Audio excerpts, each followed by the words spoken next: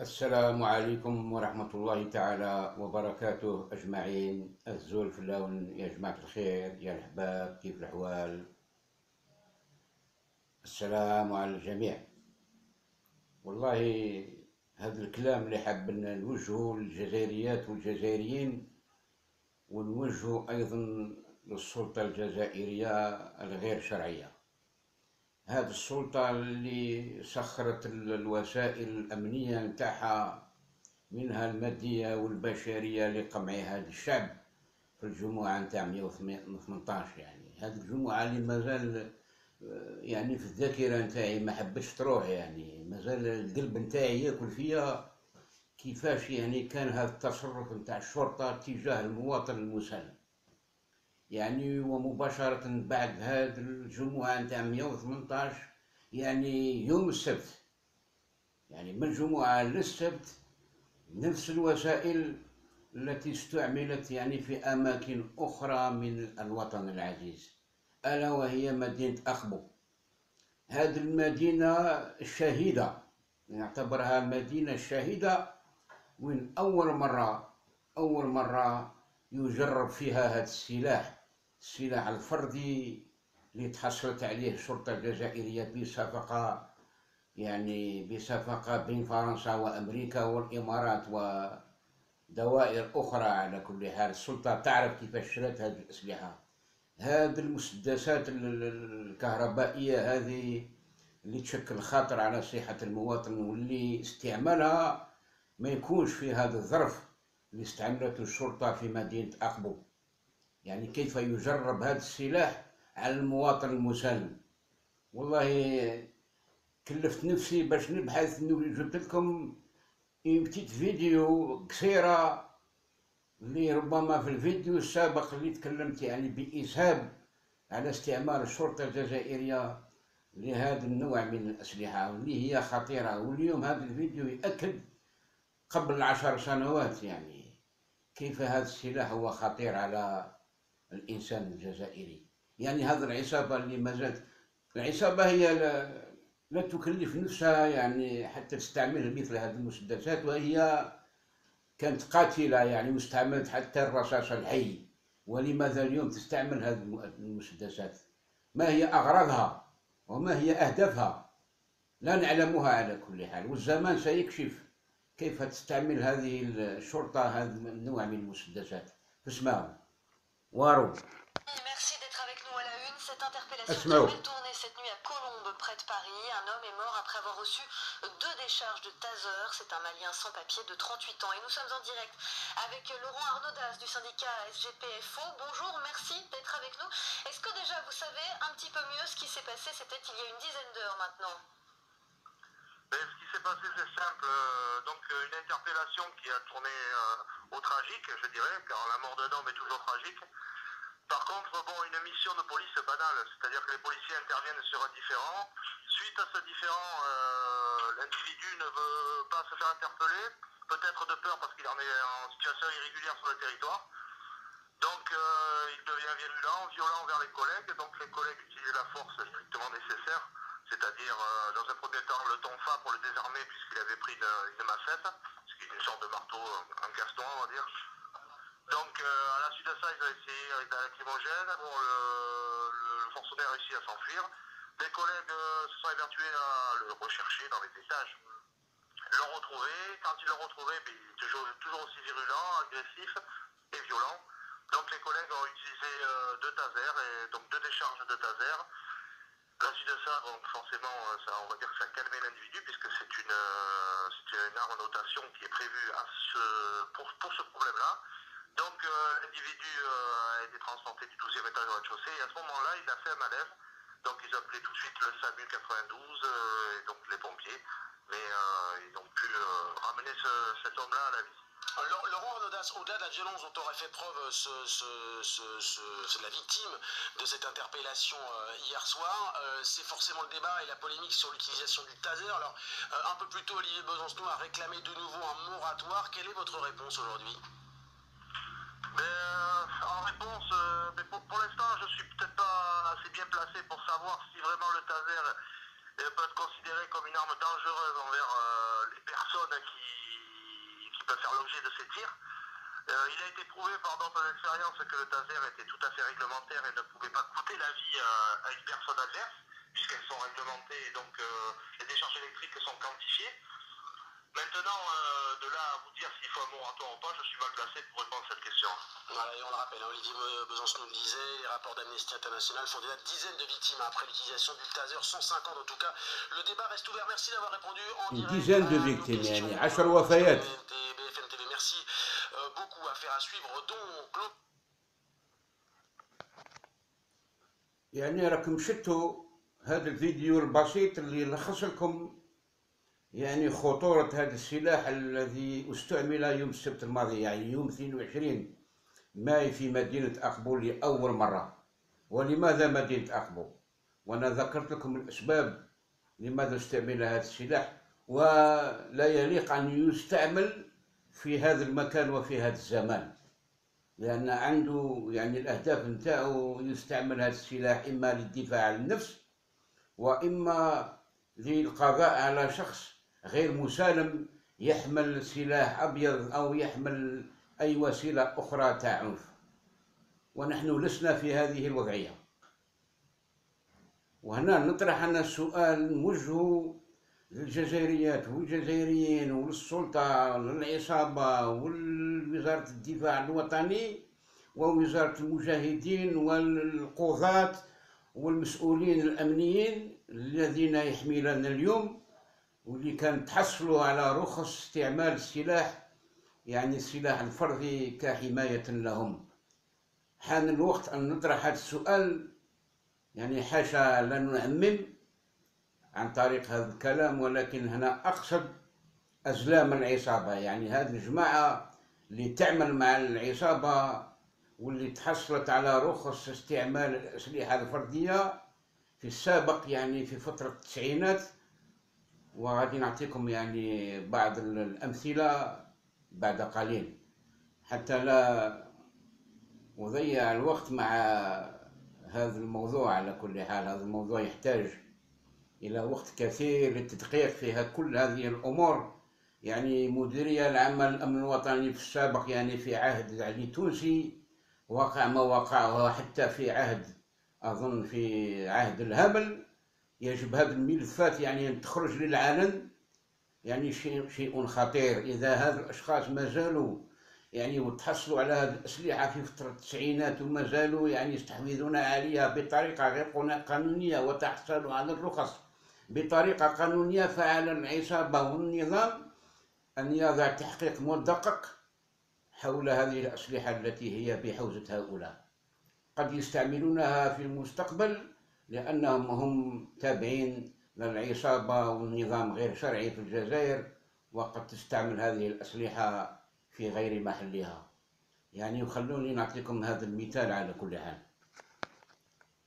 شوفوا هنا جبت لكم مثال واحد نظن هو موجود على كل حال على مستوى جوجل. ديروا يعني بور دارم يخرج لكم هذا الموضوع بكل تفاصيل، وانا خديت لكم يعني عينة باش ما تقولوش باللي هي مصادر غير موثوقة. هي مصادر موجودة في جوجل وموثقة يعني بالأسماء يعني بالمسؤولين على كل حال. مثلا في هذا المثال يقول يتكلم على demande en catimini. demande يعني هذه طلبات ترخيص استعمال السلاح أو تحصل على سلاح فردي بعد ترخيص من وزارة الداخلية، ولكن هذه العملية تمت يعني كما نقولوا en catimini، بالعربية يسموها انكاشات يعني بالتخفي، يعني بعيد عن أعين الإدارة العمومية. يعني هذه العملية تمت عن طريق المحسوبية والمحاباة. يعني وشوف راهي تقول هذه الفقرة فيما يخص هذا الموضوع على كل حال.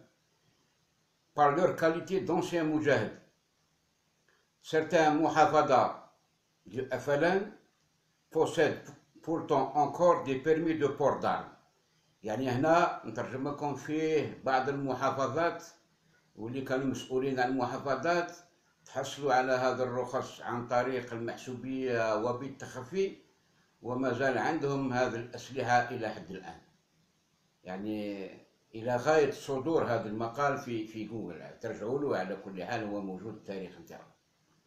إذن pourtant encore des permis de port d'armes depuis des années, comme l'atteste cet ex-moujahid de l'est du pays. À l'époque, ces permis n'avaient presque encore aucune valeur. C'était plutôt des permis de chasse. يعني هنا نتكلموا على رخص تحصل على السلاح من قبل، يعني قبل القضية تاع التسعينات، اللي حب تحصل على رخصة يعني تحصل ويوضع ملف وعنده يعني زويجة ولا مكحلة كما يقولوا باش يروح يصيد.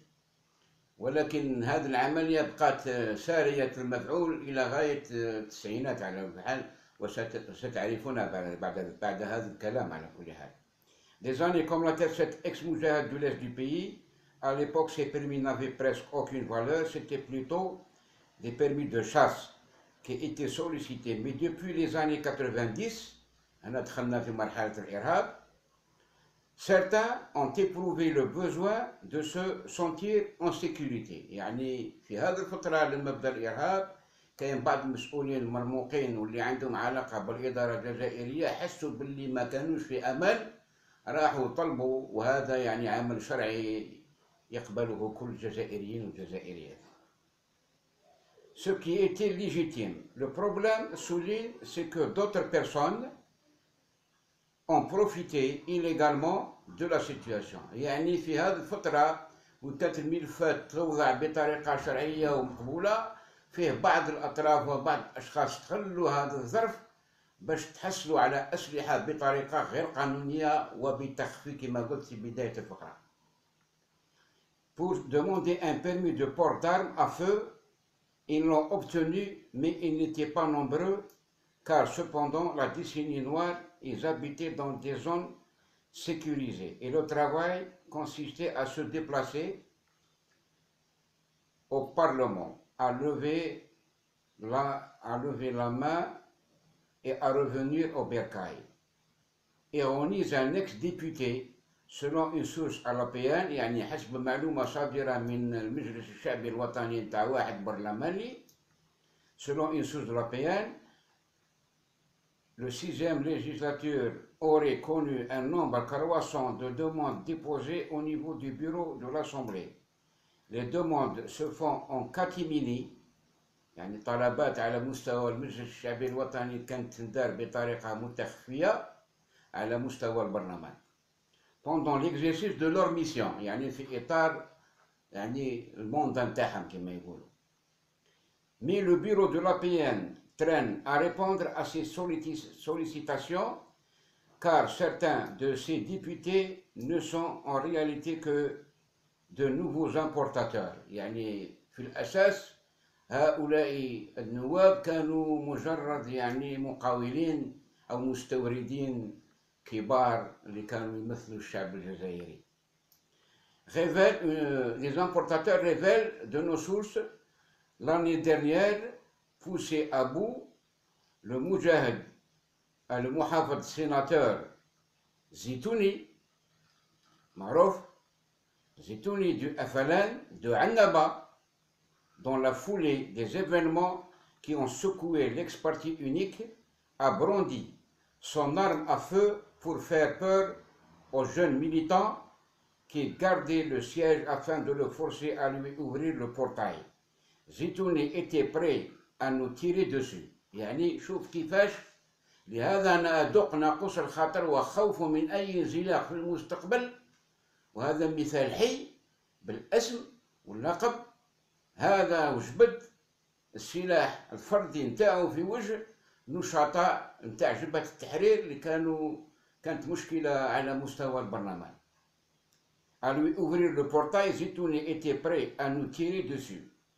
Racontait alors un des jeunes militants barricadés à l'intérieur, alors que pendant des années, les habitants des régions touchées par le terrorisme, notamment la Kabylie et à l'est du pays, réclamaient des armes pour leur sécurité. يعني عكس هذا فيه مناطق غير محمية، وين المواطنين طلبوا باش يتسلحوا باش يحاربوا الإرهاب، والدولة والسلطة منعتهم باش يتسلحوا باش يدافعوا على أنفسهم. يعني شوف المفارقة العجيبة في هذه السلطة اللي راهي اليوم تستعمل هذه الأسلحة ضد الأبرياء.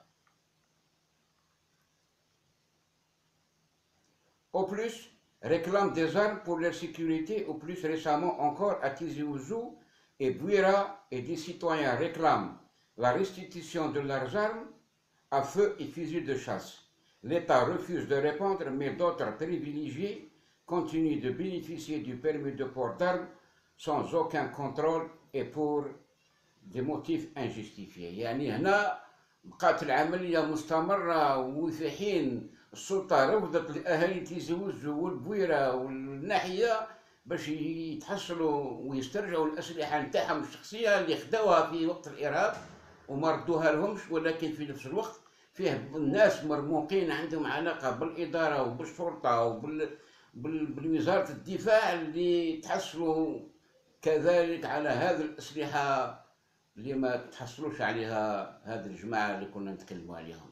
يعني هذا يكفي حتى نرسل رسالة للشعب الجزائري وللجزائريات وللسلطة ولكل الأجهزة الأمنية حتى تحذر جيدا بأن هناك حتى في الأجهزة تواطؤ كبير في هذه القضية، وخاصة في فترة علي التونسي وفي فترة الهامل. كما قلت يجب فتح تحقيق معمق حول كيفية الحصول وكيف هؤلاء تحصلوا على هذه الأسلحة بأوامر وبترخيص من وزارة الداخلية عن طريق التخفي كما قلت في بداية هذه الفقرة. وفيه كلام آخر حتى أيضا فيه ضباط من الشرطة كانوا في ديبار خبيطية وفي سي خبيطي في بار وين يتوسط ويتحصل على رشوة باش يمد ترخيص الواحد يخبط معاه في البار. هذه رسالة أيضا موجهة لهذا الضباط نتاع الشرطة اللي حسبهم يحبوا يحترموا القانون ويطبقوا القانون على الضعفاء من الجزائريين. هذه رسالة قوية مني، اللي عجبوا الكلام عجبوا واللي ما عجبوش عور الحيط يخبط راسه مع الحيط، واللي عنده دليل يتفضل. هذه رسالة قوية مني، يعني مانيش منرفز، ولكن لما نشوف الضعفاء من الناس يقمعون لأنهم لم يطبقوا القانون، يعني القانون حلال عليهم وحرام على الجزائري البسيط. هذه رسالة قوية مرة أخرى أرسلها للعصابة ولكل الجزائريين أن يحذروا وأن يكشفوا عن كل شخص مهما كان مستواه، إذا كان لديه سلاح ناري وهو يستحوذ عليه بطريقة قانونية أو تحصل عليه عن طريق رخصة مؤقتة.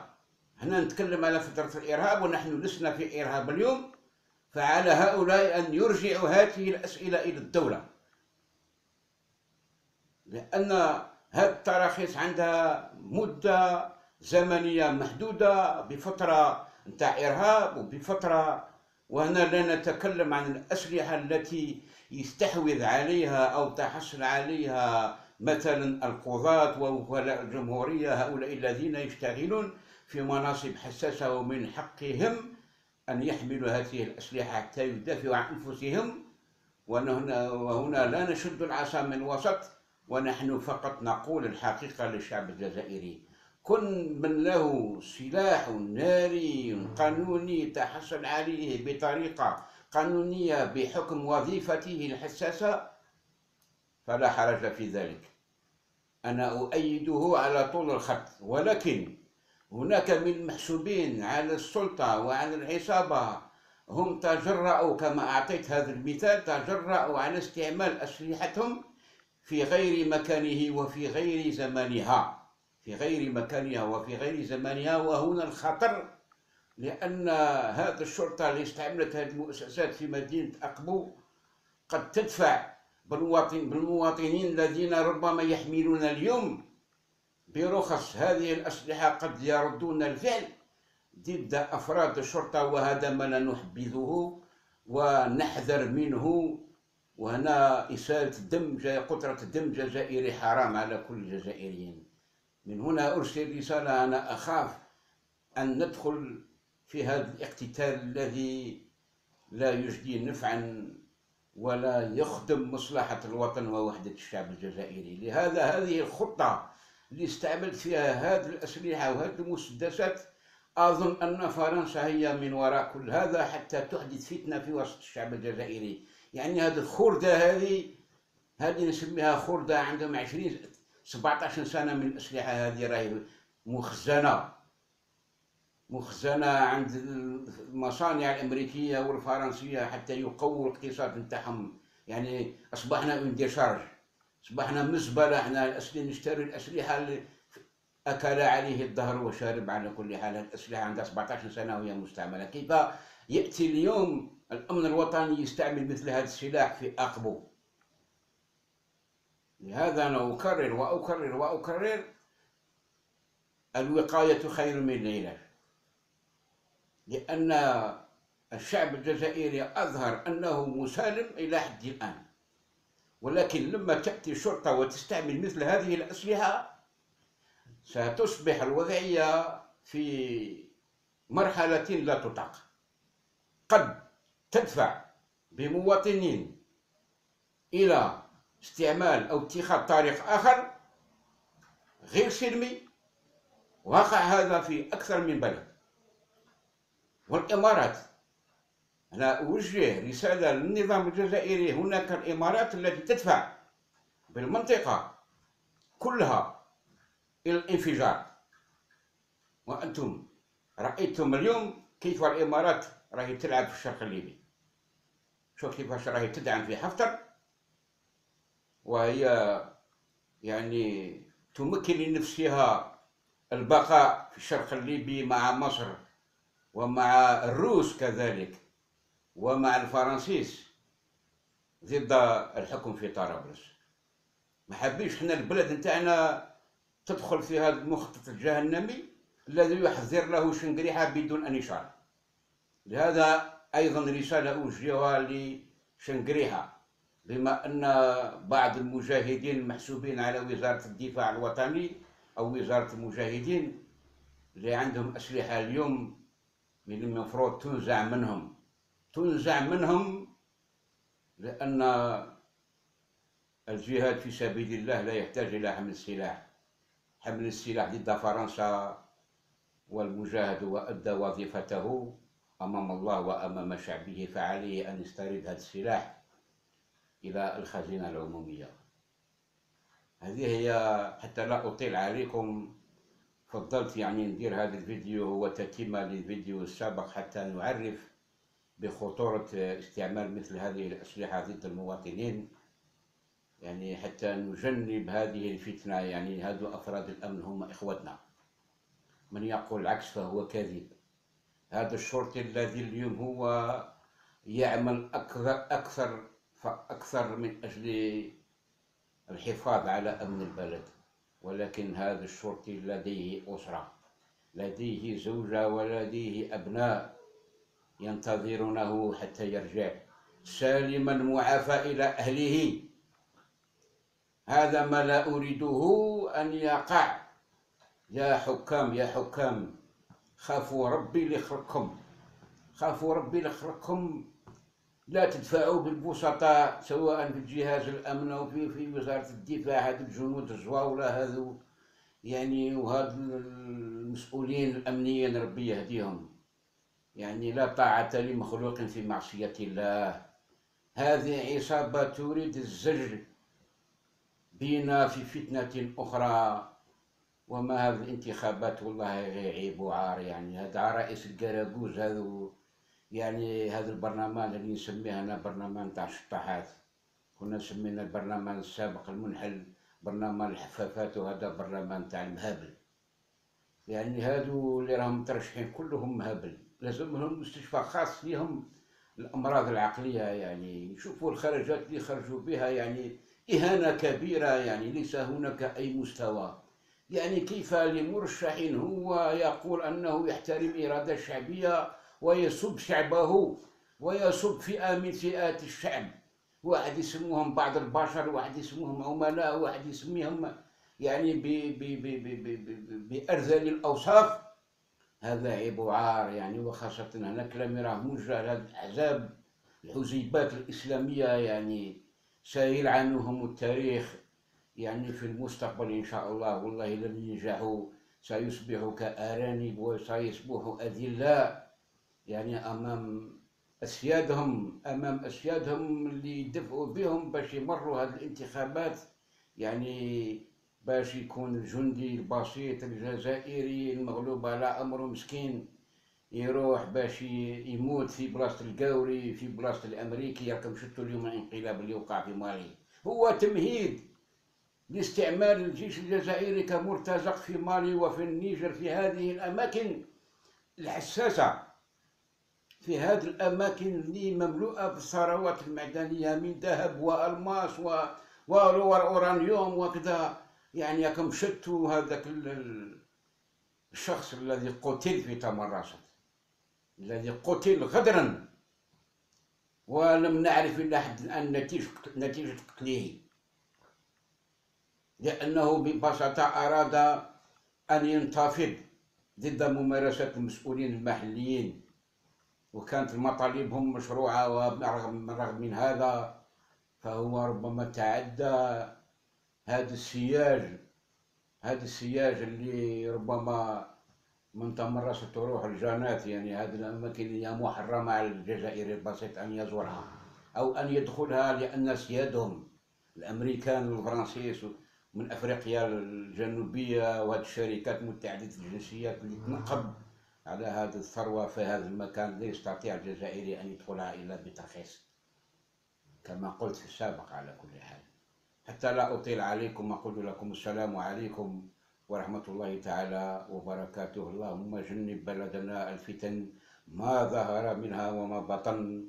وهذه رسالة أكررها للنظام الجزائري أن يحذر جيدا من ألاعبه، فهو لن ينجح. وهذا الشعب راه صابر يعني اللي يدعي بالقوة يموت بالضعف. وأختم هذا الفيديو لأقول هذا الكلام: إذا دعتك يا سي شنقريحة قدرتك إلى ظلم الناس، فتذكر قدرة الله عليك.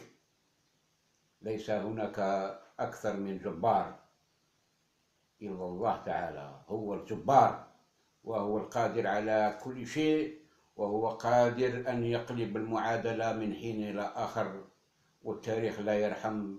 أنا أطلب منكم أن تنضموا لهذا الشعب قبل فوات الأوان. والله العظيم لن تفلحوا، ما تنفعكم لا أمريكا ولا فرنسا ولا أي قوة في العالم. عندما يتحرك هذا الشعب إلى حد الآن هو مسالم، هو لا يريد التخلي عن سلميته، ولكن المثل العربي يقول: إذا بلغ السيل الزبا فالقبز ولا. والسلام عليكم ورحمة الله تعالى وبركاته.